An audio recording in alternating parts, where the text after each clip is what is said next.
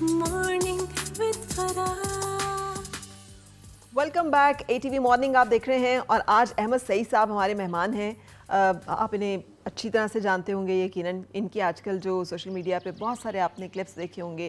زیادہ لوگ ویسے مزاحیہ شاعری کو پسند کر رہے ہیں نا. جی پسندیدہ بھی ہے لیکن کیونکہ لوگ پسند کر رہے ہیں تو جو لوگ پسند کریں ان کو وہ. اس سے آپ اندازہ لگا لیں کہ لوگوں کو رومانس میں کوئی دلچسپی نہیں رہے گی. ان کو ہنسنے وسنے میں ہی دلچسپی نہیں. لیکن میں مزاح میں بھی رومانٹک پوئٹری جو ہے میری اس کا وہ لے آتے ہیں. ذرا بتائیے تو صحیح مزاح میں رومانس کیسے ہو سکتا ہے؟ اچھا ٹھیک ہے. یہ کچھ ایک بالکل ہی تازہ کلام میں آپ کے پروگرام کے لیے لے کے آیا تھا. جی پلیز. کہ رہی عمر بر یہ حسرت کوئی پیار ویار ہوتا. غالب صاحب کی غزل کی پیروڈی ہے. رہی عمر بر یہ حسرت کوئی پیار ویار ہوتا اگر اور جیتے رہتے یہی انتظار ہوتا. اور کبھی اس پہ مر رہا ہوں کبھی اس پہ مر رہا ہوں. کبھی اس پہ مر رہا ہوں کبھی اس پہ مر رہا ہوں. مجھے کیا برا تھا مرنا اگر ایک بار ہوتا. کبھی اس پہ مر رہا ہوں کبھی اس پہ مر رہا ہوں. مجھے کیا برا تھا مرنا اگر ایک بار ہوتا. اور آئے دن وہ جو مسلسل مجھے گفٹ دے رہی ہے. آئے دن وہ جو مسلسل مجھے گفٹ دے رہی ہے. اگر عشق ہے یہی تو مجھے بار بار ہوتا. کیا بات ہے. واہ واہ واہ واہ. آئے دن وہ جو مسلسل مجھے گفٹ دے رہی ہے. اگر عشق ہے یہی تو مجھے بار بار ہوتا. اور ایک اس میں سنجیدہ شعر کہ میرے ملک کا کسی کو کوئی غم اگر جو ہوتا. میرے ملک کا کسی کو کوئی غم اگر جو ہوتا کوئی چارہ ساز ہوتا کوئی غم گسار ہوتا. ارے واہ واہ واہ واہ. کیا بات ہے. کیا غالب کی یہ کہاں کی دوستی ہے بنے ہیں دوست نا سے کوئی چارہ ساز ہوتا کوئی غم گسار ہوتا. واہ کیا تڑکا لگایا اس میں. آپ نے وہ غالب کی آپ کو تو یاد ہے. مجھے غالب سے بڑا غالب خاصا غالب رہے ہیں ہمارے اوپر کیونکہ اردو ادب میں غالب رہے ہیں ہمیشہ سے. اور ان کو چیلنج بھی کافی عرصے تک میرا حال ہے کوئی اور نہیں کر سکے گا. بالکل بالکل. اور پھر یہ ایسے سلسلہ چلتا رہا تو احمد فراز ابھی بات ہو رہی تھی ریحان بھائی سے جو پروڈیوسر ہیں. تو وہ احمد فراز ان کی برتھ ڈے بھی ہم اسی کو پلان کر رہے ہیں جی سیلیبریٹ کر رہے ہیں. تو وہ شعر بھی اگر آپ ان کی ایک غزل کی پیروڈی ہے جناب پلیز. آپ ویسے احمد فراز صاحب کے ساتھ تو بہت برا کیا ہم لوگوں نے. پورا ہمارا سوشل میڈیا نیٹ نہیں وہ عجیب طریقے سے نا ان کا شاعری لگا کر کے یہ ان کی ہے جبکہ ان کی تو نہیں تھی. تو اصل میں لیکن یہ لوگوں کی محبت تھی. لیکن وہ محبت اس انداز سے نہیں ہونی چاہیے کہ وہ ایک شاعر کیونکہ وہ لوگوں نے تو اپنی محبت کے انداز سے کیا. ہماری محبت ہمیشہ سے بڑی ظالم ہے. یہ بات وہ انارکلی سے بھی محبت ہی تھی جو اس کو دیوار میں چنوا دیا تھا. بندہ پوچھے یہ کون سی محبت ہے. لیکن وہ دیکھیں کہ اتنی محبت تھی اور ایک محبت کو ختم کرنے کے لیے اور اپنے اس کو دیوار میں چنا. آپ خود کو چنوا لیں دیوار میں. کلپریٹ تو آپ خود ہیں لیکن ہم محبت ایسے ہی کرتے ہیں. بالکل. تو جناب ارشاد احمد فراز صاحب کی اس میں اس سے پہلے کہ بے وفا ہو جائیں اس سے پہلے کہ بے وفا ہو جائیں آؤ اے دوست ہم دفع ہو جائیں. اس سے پہلے کہ بے وفا ہو جائیں آؤ اے دوست ہم دفع ہو جائیں. اور جس سہیلی کا ہم سے ذکر کرے اس سہیلی پہ ہم فدا ہو جائیں. واہ اچھا ہے. ایک ایک کر کے ساری چھوڑ دیں گی. جس سہیلی کا ہم سے ذکر کرے اس سہیلی پہ ہم فدا ہو جائیں. اور جس سہیلی کا ہم سے ذکر کرے اس سہیلی پہ ہم فدا ہو جائیں. اور اس سے پہلے کہ بے وفا ہو جائیں آؤ اے دوست ہم دفع ہو جائیں. واہ کیا بات ہے. اس کا مطلب آپ نے سنجیدہ شاعری بے شمار پڑھی. جی اور اتنی پڑھی کہ پھر اس میں گرہ لگانی یا اس کی زمین میں آپ کو پھر مزاح کرنا جو ہے وہ بھی ممکن ہو گیا. کیا آبزرویشن آپ کی. اصل میں شاعری میں بھی آبزرویشن ہی کام کرتی ہے آپ کی جتنی.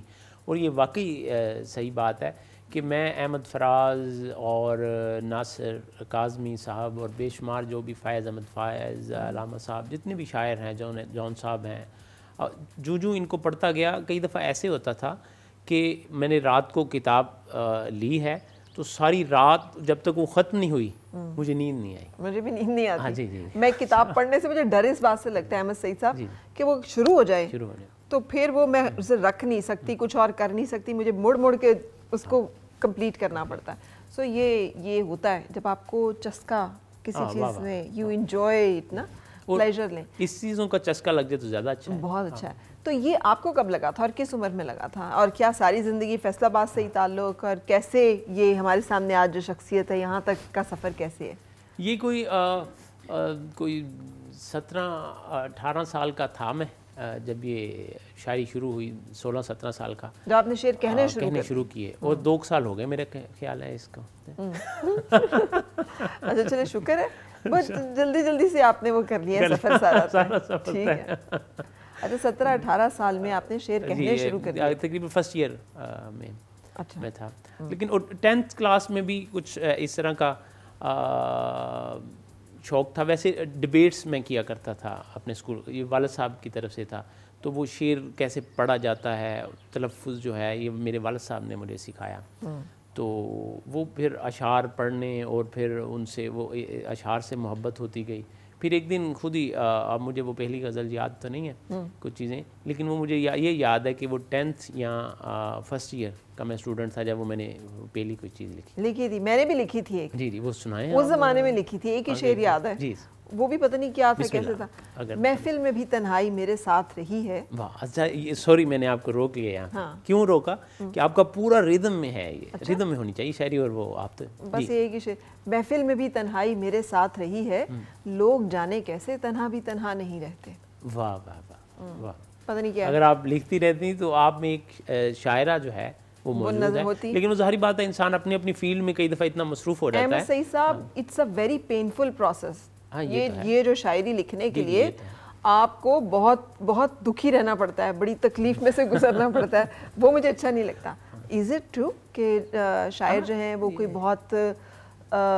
بہت کوئی زندگی کو بہت بھرپور جینے والے لوگ نہیں ہوتے؟ کچھ لوگ ہوتے بھی ہیں, میں نے بہت سارے ایسے شاعر بھی دیکھے ہیں, انکلوڈنگ منیر نیازی صاحب اور بہت سارے لوگ. تو آپ ایگری کرتے ہیں؟ نہیں, میرا خیال ہے کہ شاعر بھرپور جینے والے ہوتے ہیں. وہ ان کی جو تلخیاں ہوتی ہیں ہر انسان کے ساتھ ہوتی ہیں, اس پہ وہ زیادہ فیل زیادہ کرتے ہیں, وہاں پہ ان کو ذرا پین ہوتی ہے. آپ اس پین کی بات کر رہے تھے, ظاہری بات ہے کہ وہ جو تلخ واقعات بھی ہوتے ہیں جو لوگوں پر بھی گزرتے ہیں, اس کو بھی وہ اپنے اوپر گزار کر دیکھتے ہیں. پھر ہی شعر ہوتا ہے نا. جب آپ معاشرے کے یہ جو حالات ہیں کسی ایک شخص پہ ہوں یا پورے معاشرے پہ ہوں, تو اس کو اپنے اوپر طاری کریں گے تو شعر اچھا نکلے گا نا, اس کو دیکھ کر آبزرویشن پہ. تو یہ حالات ہوتے ہیں. ویسے تو وہ بھرپور ہی گزارتے ہیں. میں نے اس لیے ساتھ میں مزاح بھی سٹارٹ کر لیا کہ جہاں سے تھوڑی سی تلخیاں, یہ دونوں اکٹھی چیزیں سٹارٹ ہوئی تھی. مزاح نہیں, پہلے سنجیدہ شاعری تھی, پھر 1-2 سال بعد ہی یہ دل کرنے لگ پڑا خود سے. یعنی پہلے آپ نے رومانس چاند ڈھونڈنا شروع کیا, پھر جب وہ نہیں ملا پھر آپ نے رونا شروع کیا, پھر جب رونا, پھر ایک ٹائم آتا آدمی کو اپنے اوپر بھی ہنسی آنا شروع ہو جاتی ہے. مشکلیں اتنی پڑی مجھ پہ کہ آسان ہو گئی. وہ ہنس پڑتا ہے, وہ کہتا ہے یار یہ کیڑے کام سے میں لگایا, کچھ اور کرو. اچھا, لیکن اتنا اچھا آپ کا اردو لٹریچر سے تعارف بھی رہا, دلچسپی بھی رہی ادب سے, تو پھر یہ فرینچ لینگویج کی طرف جانے کی ضرورت کیا پیش آ گئی؟ لینگویجز کا مجھے شوق تھا شروع سے. جب میں تقریباً فرسٹ ایئر سیکنڈ ایئر میں, اس ٹائم ہی میں نے یہ ادھر الیانس فرانسیز اسلام آباد سے یہ فرینچ ادارہ ہے جو لینگویج کرا رہا ہے ایمبیسی کے ساتھ, تو وہاں سے میں نے 4 منتھ کا کورس کیا تھا 2004 میں. اور کیونکہ لینگویج کوئی بھی ہو, وہ چاہے اردو ہو, یہ سارا لٹریچر ہی ہے, لینگویج ہو, تو لینگویجز کا پھر اس دور میں میرے بھائی فرانس گئے تھے, کچھ یہ بھی شوق تھا. تو پھر 2011 میں مجھے موقع ملا فرانس جانے کا. اچھا. اور وہاں جا کر میں نے جناب بڑے فرینچیوں کے دانت کھٹے کیے. جیسی آتی تھی, اب ظاہری بات ہے 4-5 ماہ سے کتنی کا آ سکتی تھی, لیکن ہم باز نہ آئے. ہم نے ہر راستے پہ جانے والے کو روکا اور کئی جانے والیوں کو روکا لینگویج بولنے کے لیے. تو ان سے وہ راستہ بھی پوچھ لیتے تھے جس کا پتہ ہوتا تھا, لیکن ہم نے تو لینگویج سیکھنی تھی. لینگویج سیکھنے کا یہی سب سے آسان طریقہ ہے کہ آپ بات کریں. کہیں بھی میں شاپنگ کرنے چلا جاتا تھا, حالانکہ وہ شاپنگ نہیں کرنی ہوتی تھی, ونڈو شاپنگ جسے کہتے ہیں. کسی نہ کسی جاتے چھٹی والے دن میں کبھی کسی شاپ پہ کبھی کسی شاپ پہ, اور جیسی تیسی بھی وہ اس ٹائم فرینچ آتی تھی. 1 تو 2 لڑکیوں کے ساتھ ایسی فرینچ بولی کہ ان کے دانت ہی اندر نہ جائیں. تو میں نے وہ محاورہ سنا ہوا تھا فیصل آباد میں کہ ہنسی تے پھنسی, تو میں نے اپنی فرینچ اور تیز کر دی. اور میری فرینچ, اور میں نے یہ اپنی کتاب میں بھی تھوڑا سا واقعہ کو ایز اٹ از تو یاد نہیں, کہ میں نے وہ اپنی فرینچ اتنی تیز کر دی کہ جیسے شعیب اختر کی گیند جو ہے نا وہ تیز ہوتی تھی, اور وہ ہنستی جائیں. ایک نے تو اپنا پیٹ تھام لیا, وہ ہنس کر لوٹ پوٹ ہو رہا تھا, اور دوسری نے مجھے اشارے کر دیے کہ بس کر دو. اور میں فیصل آباد سے آیا ہوا تھا, تو میں نے اپنی فرینچ اور تیز کر دی. تو ایسے واقعات بھی چلتے رہے, اور اسی سے مزاح پھوٹتا ہے نا, ان چیزوں کو دیکھ کر. یہ جو چیزیں ہوتی ہیں اس سے پھر آپ کو لکھنے میں مدد ملتی ہے. کہتے ہیں کہ, اور فرینچ کے بارے میں تو خاص طور پہ کہا جاتا ہے, وہ جو کہتے ہیں وہ تو پورا نہیں میں یہاں پہ, کہ اگر آپ نے فرینچ سیکھنی ہے تو محبوب آپ کا فرینچ اس لینگویج کو ہونا چاہیے, یعنی دوست ہونا چاہیے جس کے ساتھ آپ دل کی باتیں, بہت ساری باتیں جو ہیں وہ کر سکے, زبان سے افتاب آتی ہے. تو پھر کوئی فرینچ محبوب بھی نہیں, وہ تو اصل میں میری مسز بھی ساتھ ہی تھیں. اوہ اچھا, کتنی مظلومیت سے بتا رہے ہیں کہ وہ اصل میں میری مسز بھی ساتھ تھی. ابھی دیکھ لیں. معاملہ یہ ہے کہ میں ایک شعر سے وضاحت کر دیتا ہوں کہ جان تم پر نثار کرتا ہوں, جان تم پہ نثار کرتا ہوں, پر کسی اور پہ بھی مرتا ہوں. اوہ اچھا. اور وہ تو بیگم ہے دیکھتی ایسے, ورنہ میں کب کسی سے ڈرتا ہوں. کیا بات ہے. اس کا دیکھنا ایسا ہے. ایک دفعہ کالج میں یہ کویشچن ہوا, کھانے کی میز پہ بیٹھے ہوئے تھے کہ آپ کی بیگم کیا اچھا بنا لیتی ہیں, آپ کی بیگم کیا اچھا بنا لیتی ہیں. جب مجھ سے پوچھا تو میں نے کہا وہ منہ بہت اچھا بنا لیتی ہیں. تو وہ فرانسیسیوں سے یہ ہے کہ ایسے ہی جیسے یہ ابھی میں نے واقعہ سنایا, ایسی بے شمار واقعات ہیں دوستی کے. راستے میں جاتے ہوئے کسی سے بات چیت ہو گئی, 10 منٹ ہو گئی, کسی سے 15 منٹ ہو گئی, اور اس سے پھر گپ شپ. وہ اب میں بھی مذاق کر سکتی ہوں نا؟ جی جی جی, اب میں کر رہا ہوں, جب آپ نے مجھے اجازت دی ہے تو آپ تو ویسے ہی کر سکتی ہیں. میرے پہ نہیں نہ کریں. اب دیکھیں, اب میں آپ کو غور سے دیکھ رہی ہوں نا, تو مجھے لگ رہا ہے آپ کو وہ فریل والی چیزیں پہنا دے تو آپ بھی لوئی دی فورس لگنا شروع ہو جائیں گے. آپ کی شخصیت میں وہ فرینچ کا ایک جو ہے نا کہیں نہ کہیں جھلک موجود ہے نا.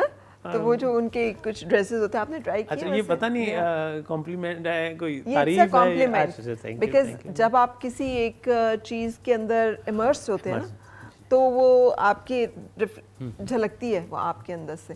تو آپ کی شخصیت میں وہ ہے تھوڑا فرینچ تاثر بھی ہے, فیصل آبادی بھی ہے بھرپور, لیکن فرینچ بھی. فیصل آبادی تو رہنا چاہیے نا, فیصل آبادی رہنا چاہیے. لیکن ان دونوں میں کبھی مقابلہ ہوا ہے آپس میں؟ ہاں, پھر فیصل آبادی جیت جائے گا. پھر فیصل آبادی جیت جائے گا. تو پھر فرانس سے واپس کیوں آنا ہوا؟ کیونکہ وہاں گیا تو جو واپس نہیں آتا. ہاں نہیں, اصل میں ہم لوگ رائٹر شاعر لوگ جو ہیں وہاں پہ میں نے 4-5 مشاعرے اسپین میں بھی پڑھے, فرانس میں بھی, پرتگال میں بھی. تو لیکن وہاں پہ ایسے ڈیلی روٹین میں یہ جیسے یہ چینل ہے اور بے شمار چینلز ہیں, بے شمار یونیورسٹیز اور پروگرام یہاں ہوتے رہتے ہیں, ایکٹیویٹیز ہوتی رہتی ہیں, وہ مواقع تو نہیں نا ایک رائٹر کو ہیں. تو رائٹر کا کام وہاں وزٹ تو ہو سکتا ہے, کچھ عرصہ رہ کے پڑھا جا سکتا ہے, ان کے معاشرے کو دیکھا جا سکتا ہے, کیونکہ میرا مزاحیہ سفرنامے میں بھی میں لکھتا ہوں. تو لیکن مکمل رہنا آہستہ آہستہ میں نے, وہ جب 2-2.5 سال ہو گئے تو مجھے فیل ہوا کہ میرا یہاں رہنا نہیں بنتا. وہاں مطلب آپ برگر لگا لیں, صحیح بات تو میں یہی, بعد میں ہم شاعری بھی کرتے تھے, برگر ہی لگاتے تھے, جو سچ ہے. میں ایک برگر شاپ پہ بھی کام کرتا رہا. اچھا. تو وہاں چپس کاٹتا بھی رہا, بعد میں ڈیوٹی برگر لگانے پہ آگے ذرا بڑھ گئی. تو لیکن وہ پھر میں نے سوچا کہ پیسہ, اگر پیسہ تو پاکستان میں بھی رہ کے چلیں تھوڑا کما ہو جائے گا, لیکن آپ کی جو لائن ہے, آپ نے جو کرنا ہے, آپ نے جو بتانا ہے, آپ نے جو ڈیلیور کرنا ہے, وہ یہاں رہ کے تو نہیں ہو سکتا. اور اس سے بھی بڑی بات یہ تھی کہ میرے پیرنٹس, میرے ایک بھائی انگلینڈ ہوتے ہیں, ایک جرمنی, اور ایک پہلے ہی لاہور سیٹل تھے کافی عرصہ سے. تو والدین بوڑھے ہو چکے تھے. تو یہ اللہ کا کرم ہوا کہ میرے والدین کے پاس اللہ نے مجھے بھیج دیا ادھر. اچھا, یہ ایک بڑی بلیسنگ ہے آپ پہ. پھر میرا خیال ہے وہی بلیسنگ ہے کہ دیکھیں ایک دم سے آپ چھا گئے, ایک دم سے آپ کا جو کام ہے وہ اللہ تعالیٰ نے اس کو مقبولیت دے دی ہے نا, کہ لوگ آپ کو جاننے پہچاننے لگ پڑے. سو اللہ تعالیٰ کمپنسیٹ کرتا ہے, بے شک وہی راستے نکالتا ہے, وہی راستے دیتا ہے, ورنہ انسان کے بس میں تو نہیں. بالکل صحیح. لیکن نا یہ جو آپ نے بات کی ہے احمد سعید صاحب کی, ہنستے ہنستے ہے اس میں, لیکن یہ بڑی سنجیدہ بات ہے. ہمارے آج کل نوجوان جو ہیں, صحیح کہہ لیں وہ دل برداشتہ ہیں یہاں سے, حالات سے, جابس نہ ملنے سے اور میرٹ کے نہ ہونے سے. ہر بچہ, ہر نوجوان جو ہے اس کو لگتا ہے کہ باہر جو ہے نا वो पता नहीं कोई, मेरे अब्बू कहते हैं बाहर क्या नोट दरख्तों पे लगे हुए हैं कि आपने वो तोड़ लेने हैं वहाँ जाके, हमने तो वहाँ गुजारा है, आप जितनी मेहनत वहाँ करनी है उतनी यहाँ कर लो। तो यहाँ पे भी वही हालात होगा, लेकिन ये बात समझ नहीं आती। सो ब्रेक पे हम जा रहे हैं, लेकिन ब्रेक के बाद मैं चाहूँगी इस पर संजीदगी से हमें बताइएगा कि क्या जाना चाहिए बच्चों को बाहर, लोगों को ऑप्ट करना चाहिए या क्या करें वो जब वो परेशान हुए हैं। और आप तो पढ़ाते भी हैं तो आपको ज़्यादा इसका तजर्बा भी है। लेकिन हमें ब्रेक की इजाज़त दीजिए, हम ब्रेक के बाद फिर वापस आ रहे हैं।